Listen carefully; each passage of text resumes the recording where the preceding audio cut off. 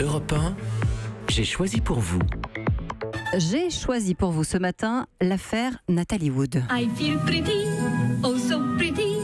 I feel pretty and witty and gay and I pity. 37 ans après la noyade de l'actrice américaine, le dossier refait surface. Les enquêteurs du bureau du shérif du comté de Los Angeles ont acquis une certitude, il ne s'agissait pas d'un accident. C'est pourtant la conclusion à laquelle on était arrivé à l'époque, en 1981, quand le corps de l'actrice avait été repêché en chemise de nuit et chaussettes, flottant dans la baie de l'île de Santa Catalina, à 2 km du bateau sur lequel elle était montée.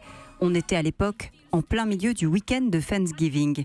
À bord de ce bateau, ils étaient 4, dont son mari, l'acteur Robert Wagner.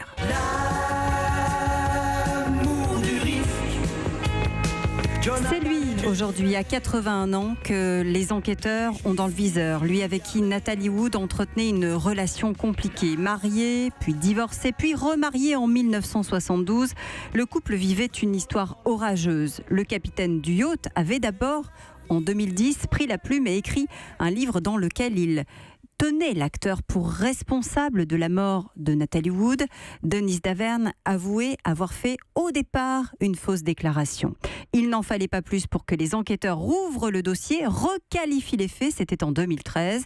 Depuis, les témoignages parlent de cris, de disputes. Et puis, il y a aussi ces bleus, retrouvés à l'époque déjà sur le corps de Natalie Wood. Sa sœur Lana n'a jamais cru qu'elle ait pu sauter d'elle-même du bateau, comme on l'a dit. Elle avait peur de l'eau. Aujourd'hui, c'est donc son mari, Robert Wagner, que les enquêteurs veulent entendre. Ils ont essayé à plusieurs reprises, 10 fois, mais il n'a jamais donné suite. Il est pourtant le dernier à l'avoir vu en vie.